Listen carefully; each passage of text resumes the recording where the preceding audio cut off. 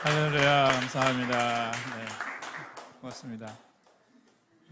그렇죠. 이게 사랑은 참으로 받아들이는 거, 주는 게 아니라 받는 건데 여러분이 너무 잘 받아주셔가지고 여기 오면 사랑받는 느낌이 들어요. 뭐 반응이 이래. 그렇죠. 그 사람이 그 자유로워지는 그 공간은 자기가 받아들여지고 있을 때라거든요. 그러니까 누군가 나를 거부하는 것 같으면 이게 뇌도 작아지고 몸도 굳고 그러는데 여러분이 잘 받아들여 주시는 것처럼 보여서 굉장히 감사합니다. 오늘 강의는 그 노래로 하나님을 찬송하는 사람들에게 가장 큰 위로가 될 만한 말씀을 같이 소개하고 또 그 말씀의 의미를 함께 생각해 보려고 해요. 노래로 하나님을 찬송하는 여러분들이신데 여러분들한테는 어떤 성경이, 어떤 말씀이 가장 큰 위로가 되세요? 다 이렇게 주시는 말씀들이 있잖아요. 근데 성경 제가 한 구절 읽어 드릴게요. 시편 69편 30절 31절이에요. 다 아시는 분들은 잘 아실 것 같은데, 내가 노래로 하나님의 이름을 찬송하며 감사함으로 하나님을 위대하시다 하리니 이것이 소 곧 뿔과 굽이 있는 황소를 드림보다 여호와를 더욱 기쁘시게 함이 될 것이라. 아멘.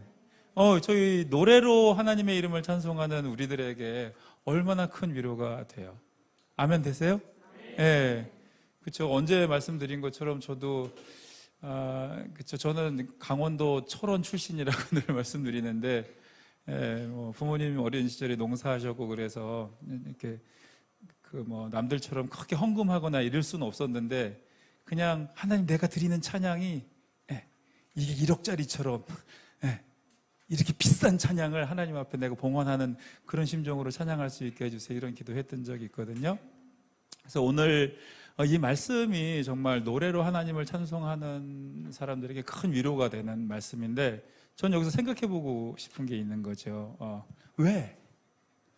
왜 하나님이 노래로 찬송하는 거를 이 황소를 드리는 것보다 더 기뻐하실까? 이 황소를 드리는 것도 뿔과 굽이 있는 황소를 드린다는 거는 온전한 제물을 얘기한다거든요. 온전한 제물. 그래서 옛날에 제물을 드릴 때는 황소를 드릴 힘이 있는 사람은 황소를 드리는 거고, 그게 안 되면 뭐를 드려요?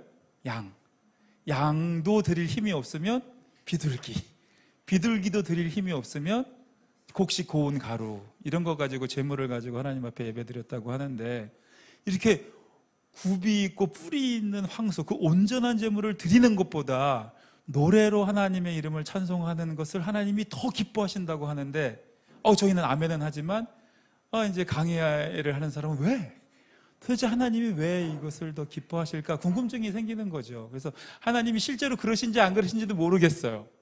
그런데 그냥 고민해 보는 거예요. 하나님이 왜 노래로 하나님의 이름을 찬송하는 것을 기뻐하실까? 그래서 우리가 그 의미들을 조금 더 생각해 본다면 더 이렇게 하나님 찬송하는 일에 더 힘쓸 수 있지 않을까 싶어서 오늘 이 말씀을 준비했습니다. 기대해 주세요.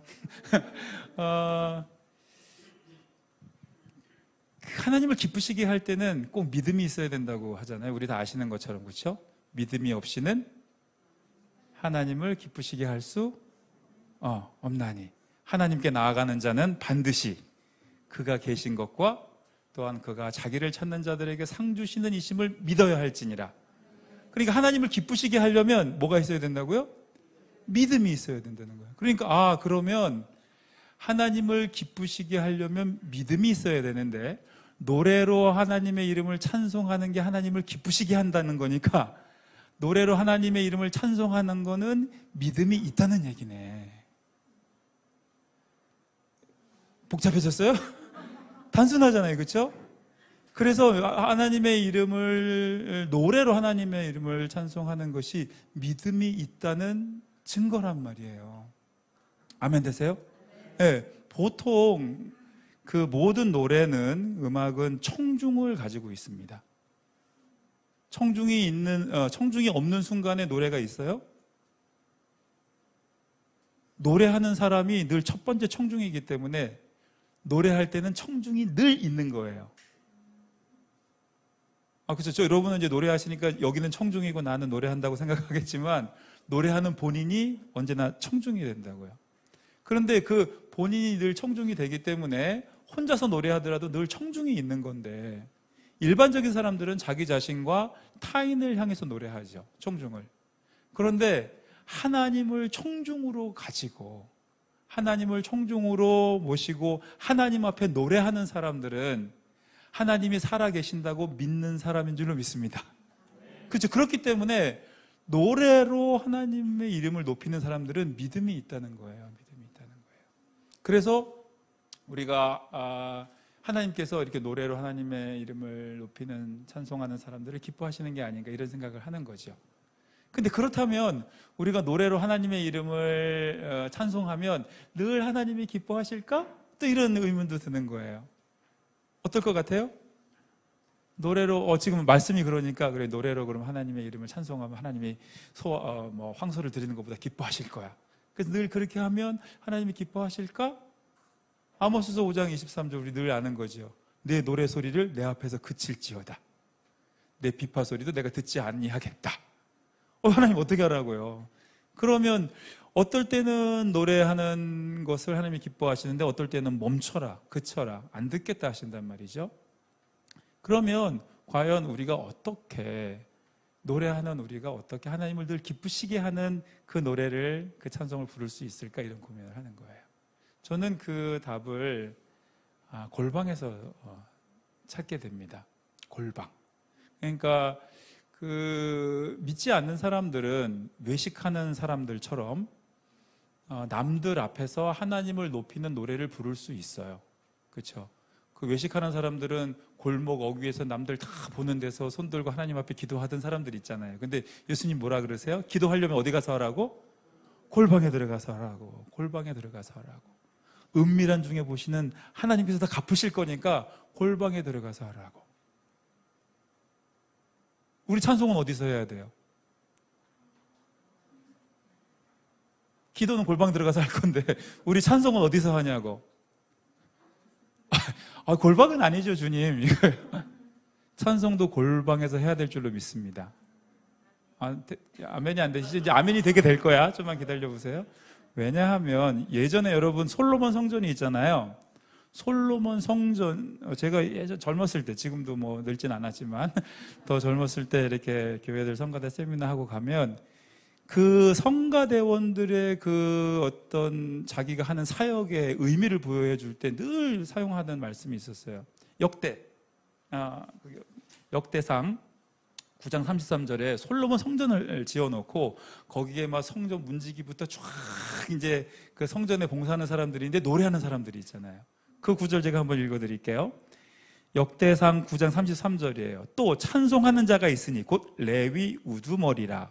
그들은 골방에 거주하면서 주야로 자기 직분에 전념함으로 다른 일은 하지 아니하였더라. 네, 이 골방이라는 게 그 성전의 부속 건물, 부속실 같은 이제 그런 느낌도 있는데 골방이라고 하거든요. 그런데 저는 이 의미를 예전에 그 젊었을 때는 그렇지, 이 찬양을 맡은 사람들이, 찬송하는 사람들이 자기 사명에 골몰하였단 말이에요. 다른 일을 하지 않고 골몰하였다고. 그만큼 이렇게 찬송하는 게 중요하다고 이렇게 막 역설했었거든요. 근데 이 골방이 저한테 다시 다른 의미로 왔었던 계기가 있어요. 우리가 기도할 때는 골방에서 해야 된다고 생각하는데 왜 찬송은 골방에서 한다고 생각을 못할까? 제가 처음에 복음 와서, 그리고 언제나 제 삶에 대해서 말씀드릴 때 저한테는 이 왼쪽 귀가 안 들리게 된 사건이 가장 큰 일이었거든요. 보기에는 멀쩡해도 가장 큰 이제 고난의 시간이었죠. 막 대학 때 이렇게 같이 한평생 찬양하면서 선교하면서 살자고 이렇게 앙상블 팀이 구성이 되고 막 진짜 연주자가 5명인데 그리고 그 악기 연주자 5명에 소프라노 한 자매 껴서 이렇게 선교하러 다니면 할머니 할아버지들 4분 앉아 계신데 이 버섯동으로 지은 이런 데 가서도 찬양하고 그렇게 쭉 지내오던 우리에게 하나님께서 어느 날 은혜를 주셔서 음반을 녹음하게 됐어요. 그렇게 전국으로 그냥 고생하면서 몇 년 했더니 하나님께서 사람을 붙이시더라고요. 그래서 음반을 녹음하게 된 거야. 그렇게 일주일 후에 이제는 고생이 좀 끝나고 하나님께서 이제 복 주시나 싶었는데 그 일주일 전에 제가 탁 쓰러진 거예요. 이제 고생 끝나고 희망이 시작되나 싶은 그 시점에 어느 날 눈을 떴는데 천장이 돌더라니까요. 천장이 돌았어요. 그리고 앰뷸런스를 타고 가는 그 길에서도 몇 번을 차를 세워야 되는 거예요. 계속 이게 이 천정이 돌면 이게 자꾸 오바이트가 나거든요. 그래서 그리고 병원에 갔는데 3주 동안 잠만 재워요. 의식이 있으면 이게 돌기 때문에 이걸 그리고 3주 후에 정신을 차리고 보니까 이제 왼쪽 귀가 딱 안 들리게 됐어요. 그 며칠 전에 그렇게 되기 며칠 전에 저한테 증상이 있었는데 그걸 제가 몰랐어요. 어느 날 늘 그때 이제 새벽기도 할 때라서 기도하려고 이렇게 무릎을 딱 꿇고 이렇게 하는데 이쪽으로 뭐가 확 한번 올라왔거든요. 근데 그때는 그게 그런 증상인지 몰랐어요. 그리고 하루가 지났는데 점점 여기가 이게 뻣뻣해져 오는 느낌? 그게 귀가 점점 안 들려온다는 건 생각도 못하고 그냥 여기가 왜 이렇게 마취한 것처럼 이렇게 뻣뻣해지지? 그리고 이제 그날 잠이 들었는데 다음 날 딱 그렇게 된 거예요. 그래서 3주 동안 잠을 자고 났더니 이제 귀가 안 들리게 됐어요. 일주일 후면 녹음을 해야 되는데 프로그램 다 연습해서 같이 고생하던 멤버들이 이제 될 것 같았는데 그래서 그 덕분에 이제 제 삶은 또 이렇게 뭐 중간에 신학도 하게 되고 또 음악학으로 공부도 하게 되고 이런 과정은 있었지만 그 당시에는 그렇죠, 인생이 무너지는 거죠. 그럴 것 같지 않아요? 무너졌어요. 근데 한쪽 귀로 들으면 세상이 조용할 것 같아요? 시끄러울 것 같아요? 이상하죠. 두 귀로 듣다가 한 귀로 듣는데 세상이 너무 시끄러운 거야. 병원에서 이제 퇴원을, 이제 어지러운 건 없어져서 퇴원을 했는데 세상이 너무 시끄러워요. 차는 이쪽으로 지나가는데 저는 여기를 보게 돼요. 소리가 이렇게 반사하잖아요. 이게 튀어서 들어오는 쪽을 보게 되는 거예요. 그러니까 막 남들이 모아서 막 깔깔거리고 얘기하는데 말을 못 알아듣겠어. 못 알아듣겠어요. 그러니까 그 적응하는 시간이 있었거든요. 근데 그렇게 해서 한 달 정도 시간이 들려서 이제 조금 적응이 된 것 같아서 새벽 기도회를 다시 이제 나간 거예요. 아주 오랜만에 많은 사람들이 모인 공간에 간 거예요. 늘 그런 데서 기도하다가 이제 많은 사람이 모인 곳에 처음 간 거예요. 근데 저희 그때 교회는 마지막 기도를 통성으로 이제 하는 기도거든요. 그래서 통성으로 기도를 하고 쫙 끝내는 이제 그런 기도회였는데, 자, 이제 통성으로 기도하고 예배를 마치겠습니다. 무릎 꿇고 쫙 기도를 시작하는데 옆에서 막 같이 기도하잖아. 그러니까 막 정신이 없는 거예요, 제가. 그래서 제가 그렇게 기도했어요. 주님, 이제는 제가 이렇게 많은 사람들이 모이는 곳에서 기도할 수 없을 것 같아요. 이제는 그냥 기도 이렇게 됐으니까 저 혼자 있는 곳에서 기도할게요. 딱 그때였어요. 너 이놈의 새끼야. 골방에서 기도해야 되는데 너는 왜 여기를 골방으로 삼지 않니? 하시는 말씀인 거예요. 제가 그렇게 세미나를 많이 다니면서 얘기했던 이 말씀을 다시 주시는데, 찬양은 골방에서 하는 거야. 기도는 골방에서 하는 거야. 골방이 어떤 곳인데? 너하고 나만 있는 데 아니야? 너하고 나만 있는 곳이 골방인데 네 앞에 1000명이 있고 10,000명이 있고 수많은 사람들이 다 다른 소리를 내도 너하고 나만 있는 공간으로 네가 나에게 그렇게 집중해 있으면 거기가 골방이 될 건데 왜 너는 다른 소리를 듣고 다른 데 정신을 팔면서 혼자서 조용한 공간을 찾아서 들어가겠느냐? 이렇게 말씀하시는 거죠. 그때 골방이 저한테 바뀐 거예요. 그래서 찬양은 골방에서 해야 되는 겁니다. 골방에서 찬양하는 사람들이 남들 앞에 나와도 거기는 골방인 거예요. 지금 버금의 이 자리가 골방이 되어야 할 줄로 믿습니다. 많은 사람들이 우리를 보고 수십만 명이 우리를 보더라도 우리는 하나님의 현존 아래에 있는 그런 골방에서 찬양하는 거예요.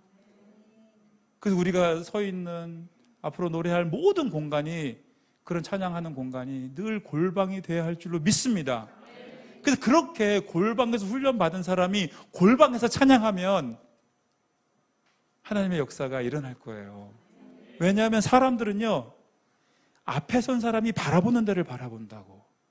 이 말씀을 주시면서 제가 그때 여러 가지 경험을 많이 하는 거죠. 아주 쉬운 거예요. 그때 말씀드렸는지 모르겠어요. 저한테는 그게 되게 재밌었어요. 지금은 이제 그게 어떻게 됐는지 모르겠어요. 서울을 떠난 지가 좀 돼서. 근데 종로 3가 거기 피가들이 극장이 있고 옛날에 그랬을 때 제가 거기 탁 서서 누구 기다리고 있었거든요. 근데 그 지하철 환풍구 같은데 그 어떤 사람이 한 사람이 와서 이렇게 거기 쳐다보고 있는 거예요. 뭘 빠뜨렸나 봐. 근데 불과 5분이 못 됐는데요. 거기 한 10명이 모여요. 같이 쳐다봐, 이렇게. 그런데 저는 거기 멀리서 보고 있는 거잖아. 근데 맨 처음에 보던 사람이 못 찾았는지 갔어요. 근데 거기는 늘 15명이 있어요. 사람들이 같이 보다가 가고 또 지나가는 사람이 같이 보다가 가고. 군중 심리는 웃겨요. 앞에 선 사람이 쳐다보는 곳을 보게 돼 있다고요. 지금도 여러분이 저를 다 보고 계시죠? 제가 이 선생님을 이렇게 보면 여러분들은 다 이 선생님을 보게 돼 있어요. 그래요? 우리가 골방에서 찬양하는 것처럼 우리가 하나님을 우러러 있으면 우리가 남들 앞에 섰을 때 우리가 바라보는 그 하나님을 저들이 바라보게 될 줄로 믿습니다. 그렇게 해서 우리가 하나님을 알게 하고 전하는 거지, 하나님 안 계시고 하나님이 청중 안 되시고 우리의 찬양을 듣고 감동받고 그런 문제가 아니란 말이죠. 우리가 그런 상황에서 만약에 노래한다면 노래로 하나님을 찬송하는 사람들을 하나님이 기뻐하실 줄로 믿습니다. 그래서 우리가 그런 하나님이 기뻐하시는 찬송을 하려면 골방에 들어가야 된다. 그래서 골방에서 하나님만 바라보는 충분한 훈련이 돼서 남들 앞에 섰을 때도 그렇게 우러러 있는 거지, 하나님 안 계시고 이렇게 가는 거는 찬양 아닌 거죠. 그렇죠? 그래서 저는 은혜와 그 어떤 감동을 구분해야 된다고 생각해요. 여러분, 우리 찬양 성가대에서 촥 하고 나고 아니면 솔로 하시고 그러면 은혜 받았습니다. 막 성도님들 인사하시죠? 네, 은혜 받으신 거예요? 감동 받으신 거예요? 네, 목사님들 설교하시면 목사님 은혜 받았습니다 그러잖아요. 제가 봤을 때는 대체적으로 감동 받은 거예요. 그렇죠? 근데 우리 감동 받은 걸 은혜 받았다고 얘기하죠. 아니에요? 네, 보통 그래요. 감동 받았을 때 은혜 받았다고 하거든요. 근데 실제로 하나님의 은혜를 경험할 때는 우리 삶에 완벽한 아주 놀라운 변화가 함께하죠. 은혜가 임할 때는, 감동이 임할 때는 그때 잠깐 뭐만 있어요. 그런데요, 신학하면서도 배워보면 설교 잘하시는 분들요, 감동은 만들어지는 거예요. 너무 냉정하죠? 여러분, 감동은 만들어요? 아니면 감동이 와요? 감동은 철저하게 만들어지는 겁니다. 쏘으면 안 돼요. 감동은 만들어지는 거라고. 위기와 갈등 구조만 잘 만들어 놓으면 그걸 지나는 순간에 클라이막스는 그냥 오는 거예요. 그래서 여러분이 저 영화 보면서 펑펑 울잖아, 감동받고. 리액션 해주지. 그렇죠? 왜냐하면 그들이 만드는 감동의 구조 속으로 들어가면 그 감동의 구조를 거치면 그냥 감동을 받는 거예요. 근데 감동을 받았을 때 그것과 함께 들어오는 메시지에 대해서 우리가 무방비의 상태가 되는 거지. 감동을 받으면. 그래서 우리가 감동을 만들어내는 방식은 굉장히 중요해요, 우리들에게. 그렇지만 그 감동을 넘어선 하나님의 그 초월적인 은혜를 경험할 때는, 그때는 우리가 하나님을 우러러 있는 것으로 가능해질 줄로 믿습니다. 그건 사람이 이렇게 조작하고 어떻게 자극하면 감동에 이른다, 그거는 그렇죠? 뮤지컬 하시는 선생님, 연극 배우들, 강의하는 사람들, 설교하시는 분들, 노래하시는 분들, 악기 연주자, 감동 구조 쪽으로 우리가 딱 만들어가면 감동시킬 수 있다고요. 우리는 그것을 넘어서서 하나님의 초월적인 은혜를 기대하고 하나님을 우러러 있어야 할 줄로 믿습니다. 제가 볼 때 하나님께서 기뻐하신 노래가 그럴 거라는 생각이 이제 드는 거예요. 그래서 우리가 서 있는 모든 공간에 그것이 바로 골방이 되도록 해야 된다는 거. 그 다음에 이제 한 가지만 더 생각해 보자면 이런 거 있어요. 여러분, 노래로 하나님을 찬송할 때 왜 하나님 그걸 더 기뻐하실까? 수많은 피조물들이 다 하나님을 찬송하고 있는데, 그렇죠? 수많은 피조물들이, 우리가 성령 받고 나면 그쵸, 막 나무들이 다 노래하는 것 같고, 그쵸, 향기가 다 하나님을 향해 있고 막 그렇잖아요. 온 우주 만물이 하나님을 찬양하고, 돌덩이도 하나님 찬양시키신다고 그랬는데 너희들이 안 하면. 그렇게 온 우주 만물이 하나님을 더 찬양하고 있는데 왜 굳이 사람을 만드셔서 하나님을 찬양하게 하셨을까? 거기에는 그런 의미가 있는 것 같아요. 여러분, 그 말을 할 때 그 언어가 범주화 시킨다 그랬잖아요. 언어의 기능이 이제 범주화하는 아주 기본적인 기능이 그건데, 말은 실제로 자음과 모음의 조합이고 그 어떤 습관이죠. 약속이고. 그래서 이렇게 말을 해도 알아들어요. 이렇게 말해도 제 말 다 알아듣겠죠. 알아듣겠으면 끄덕끄덕 알아듣죠. 어떻게 알아들어요? 이렇게 말하는데 어떻게 알아듣지? 이게 자음과 모음을 조합해서 우리가 서로 약속한 그 틀 속에 들어가면 알아듣는 거예요. 말을 이렇게 말하면 말을 다 알아들어요. 리듬도 돼요. 딴따딴따 길고 짧은 거 길고 짧고 되죠? 근데 이렇게 하면 안 되는 게 있어요. 뭐가 안 되게요? 음이 안 나요. 음이. 그래요? 이게 지금 이렇게 하는 게 무성음이에요. 성대가 안 울리는 거, 그렇죠? 이게 무성음은 음이 안 난다고. 음 높이가 안 나와. 음 높이가 나오려면 반드시 유성음이어야 되죠. 성대가 울려야 돼. 그래야 음 높이가 나오고 성대가 울려야 힘의 움직임이 원활해져요. 우리 뭐 다 아는 거니까. 시청자 여러분, 그래요. 예. 네. 이렇게 얘기하면 다 되는데 음이 안 나온다고. 음이. 근데 음이 나오려면 성대가 붙은 소리가 나야 된단 말이에요. 그래야 음 높이가 되고 힘이 자유롭게 움직이는데, 그렇게 됐을 때 뭐가 달라지느냐? 음악이, 음 높이가 나와야 음악이 되죠.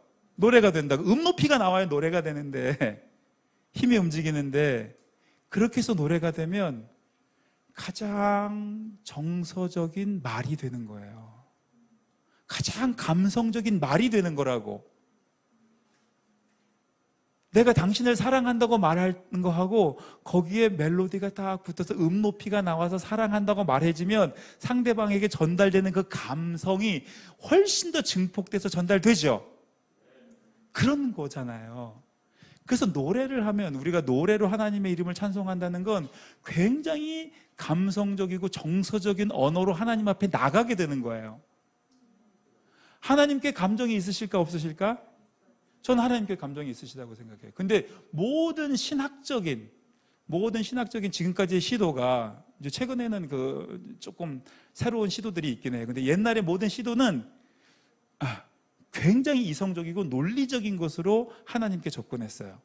그때는 이단 시비 때문에 그랬던 거예요. 기독교 초창기에 이단하고 싸우려니까 논리로, 합리적인 걸로 그렇게 해서 싸웠거든요. 그러면서 하나님이 아주 냉정한, 감정도 없으신 분처럼 우리에게 다가와 있다고. 근데 음악하는 우리들, 실제로 하나님의 살아계심을 경험하는 우리들은 어때요? 하나님은 정말 감성적인 분이실 것 같아요. 어떻게 꽃을 만들어도 그렇게 만드시고, 어떻게 향을 만들어도 그런 향을. 하나님이 굉장히 우리보다 그 누구보다 감성적이실 것 같지 않아요? 그런 감성적인 하나님 앞에 우리가 나아갈 때, 하나님을 무슨 그렇죠, 동행한다는 거죠. 여러분, 지난번에 우리 동행하는 거 한번 강의한 적이 있는데, 동행은 목적이 아니고 수단이 아니고 목적이라 그랬죠. 동행 자체가 목적인데, 그럼 여러분이 동행할 때 그냥 같이 걸으면 동행이에요? 정서적 교감 없이 같이 가면 동행인가? 하나님과 동행할 때 정서적 교감이 있어야 할 줄로 믿습니다.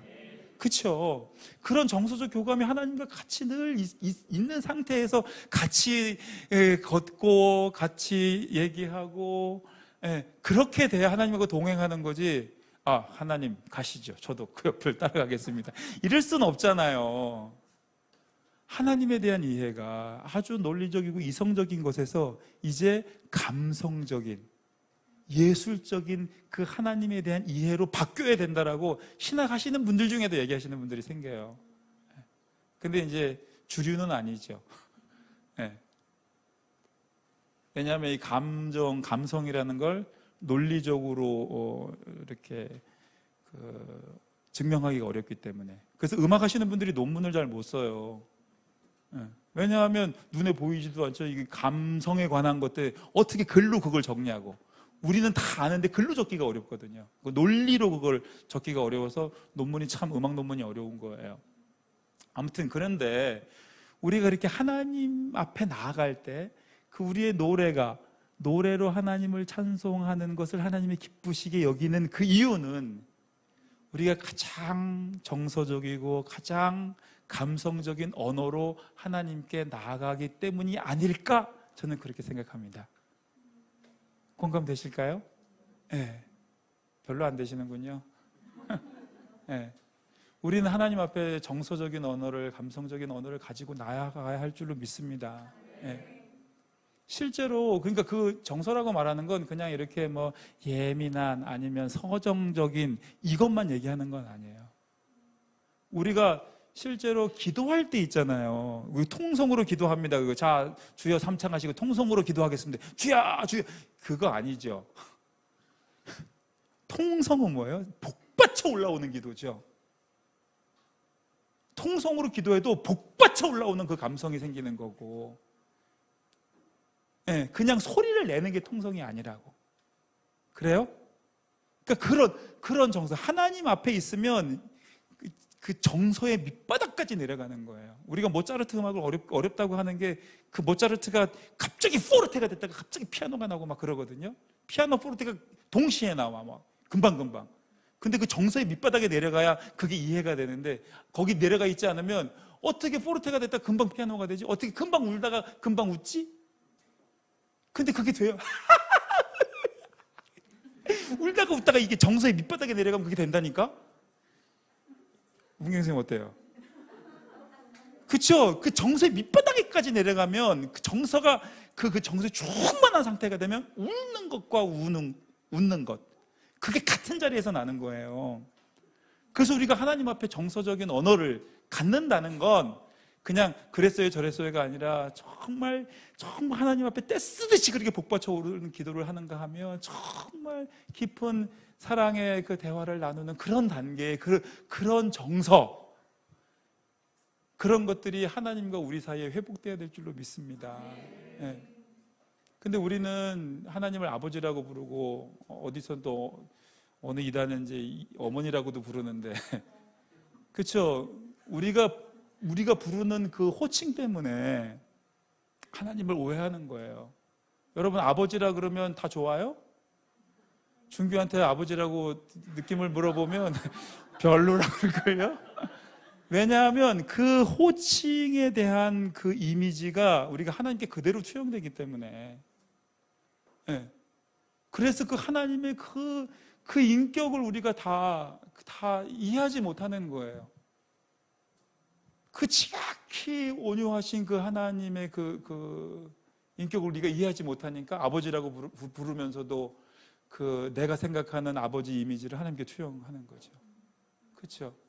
근데 하나님은 정말 그 누구보다 우리를 인격적으로 대해 주시는 줄로 믿습니다. 이 세상에서 그 누구의 어떤 인격보다 더 고상한 인격을 가지신 분인 줄로 믿습니다. 그래서 하나님은 늘 문 밖에서 두드리시는 분이지 뭘 강권하시는 분이 아니란 말이에요. 근데 저는 우리 아들을 강권하지. 너 왜 그래? 오늘도 오면서 잔소리했잖아요. 너 왜 그래? 근데 하나님은 그렇게 안 하시는데. 예. 그래서 준규야, 그걸 투영하면 안 돼. 하나님은 다르셔. 그래서 우리가 하나님 아버지에 대한 그 다른 그 인격적인 그 정서적인 그 교감이 있어야 될 줄로 믿습니다. 그렇게 될 때 우리가 이 노래를 통해서 하나님을 찬송하는 것이 가장 정서적인, 가장 감성적인 그 가장 깊은 곳에 그 정서의 밑바닥까지 내려가서 이것들을 하게 되는 그런 교제가 이루어지는 그런 놀라운 일들이 일어나기 때문에, 그렇기 때문에 노래로 하나님을 찬송하는 것이 황소를 드리는 것보다 하나님께서 기뻐하시는 게 아닐까, 이렇게 생각하는 겁니다. 여러분 기도 발성이라고 들어봤어요? 기도 발성? 뭐 벨칸토 발성이 있고 뭐 두성 발성이 있고, 기도 발성 들어봤어요? 제가 만든 말이라서 못 들어봤을 거예요. 여러분 기도 발성이 기가 막힌 분들이 있어요. 제가 기도실에 가서 기도하는데 어떤 분이 쫙 하고 어떤 분이 막 찬송하는데 저분은 사람을 향해서 하는 그게 아니야. 소리 길 자체가 깊게 나 있어요. 그래서 제가 기도하다 말고 그분 가서 도대체 누구야? 도대체 누군데 이렇게 기도를 하지? 한 번은 굉장히 젊은 어떤 자매였고요. 한 번은 굉장히 나이가 있으신 60대에 넘어가시는 권사님이셨어요.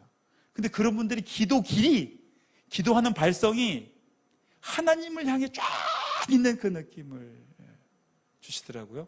그래서 우리 그리스도인들은 이게 벨칸토 발성을 할 게 아니라 기도 발성을 해야 되는구나, 이런 생각도 그때 했던 적이 있거든요. 기도 발성이 어디서 돼요? 골방에서 되는 거잖아요. 골방에서 온전히 하나님을 우러러 있는, 근데 그게요, 제가 볼 때 그냥 음악적으로 얘기해도 성악가들이 하시는 그 발성보다 훨씬 더 깊고 훨씬 더 높아요. 네, 훨씬 더 높아요. 제가 말하는 그 기도 발성이 벨칸토 발성보다 훨씬 더 포인트도 높고 길이도 길다고. 우리가 모두 다 기도 발성을 터득하는 우리가 되기를 예수님 이름으로 부탁드립니다. 네, 네? 나 못해. 제가 그게 안 돼요. 어떤 성악가 선생님은 통성기도 하자면 몸만 막 이렇게 하세요. 성대를 보호해야 되니까. 근데 몸에서만 나와. 제가 학교 선배님 중에 그런 분이 있어요. 통성으로 기도를 한단 말이야. 근데 소리는 안 내. 왜 그런 분들이 소리 내면요 기도 발성으로 갈걸요? 왜냐하면 소리는 모든 움직임의 결과물이기 때문에. 뭐라고요? 소리는 움직임의 결과물이라고. 소리가 나기 전에는요 반드시 움직임이 있어요. 그렇죠? 그래서 소리라는 건 우리의 이 신체적 아니면 이 내면의 정신적, 영적 모든 움직임이 반영된 게 소리이기 때문에, 막 이렇게 하시는 그분이 입을 열면 그 에너지들이 그걸로 타고 나가게 돼 있죠. 우리 골방에서 기도하고 골방에서 찬양합시다. 제가 한동안 그래도 찬양을 잘한 적은 없어요. 근데 찬양을 잘한 적은 없는데 그렇게 애쓰고 찬양해 보려고 했던 그런 삶을 사는데 제가 한번 깨진 자리가 있어요. 누가 저를 데리고 어느 분 부흥회를 좀 가자 그래서 어느 분 부흥회를 갔는데 그분이 목사님이 막 설교하시다가 그냥 찬양하시는 거예요. 내일 일은 난 몰라요. 하루하루 살아요. 근데 제가 찬양 좀 한다는 사람이 잘하진 못했지만 그렇게 애쓰는 사람인데 그분 찬양을 따라 하는데 와, 높은 거 아니에요? 그냥 원래 하던 그 음인데 그분의 그 깊이나 그 힘을 못 따라가겠더라고. 그래서 제가 그 찬양하다가 그냥 목사님 날 알지도 못하죠. 뭐 그냥 몇백 명 찬양하는데 그래서 제가 그분의 영성 앞에 탁 이제 무릎을 꿇게 됐어요. 그리고 나중에 물어봤어요. 전 그분을 처음 보는 분이었거든요. 근데 그 저를 속에서 데리고 간 분이 얘기하는 거야. 저 목사님이 교회가 막 부흥할 때 동해안으로 수련회를 갔는데 청년들이 대여섯 명이 빠져 죽었다는 거죠. 그 얘기를 하시는데 그렇지, 그런 아픔이 있으신 분이니까 그분이 어떻게 기도했을 것 같아요? 그분이 하나님 앞에 어떻게 기도했을 것 같아요? 그분에게 체화되고 그분에게 체득된 게 어떤 에너지일 것 같아요? 저는 상상할 수가 없었어요. 전 제가 애쓴 거지 그런 환경으로부터 그렇게 막 힘을 쓸 수밖에 없는 그런 기도를 하나님 앞에 수없이 드렸던 그분의 그 찬양을, 전공하신 분도 아니었는데 그분의 찬양을 따라갈 수 없는 그 힘을 느끼면서 꼬꾸라졌던 적이 있거든요. 우리의 찬양이 하나님 앞에 그렇게 되기를 원합니다. 그래서 우리가 늘 골방에서 훈련하고 남들 앞에 서도 골방에서 찬양하는 우리 복음의 모든 분들이 되기를 바랍니다. 그러면 하나님께서 노래로 하나님의 이름을 찬송하는 자들, 그들을 뿔과 굽이 있는 황소를 드리는 그 어떤 사람들보다 더 기뻐 받아주실 줄 믿습니다. 오늘 여기까지 할게요.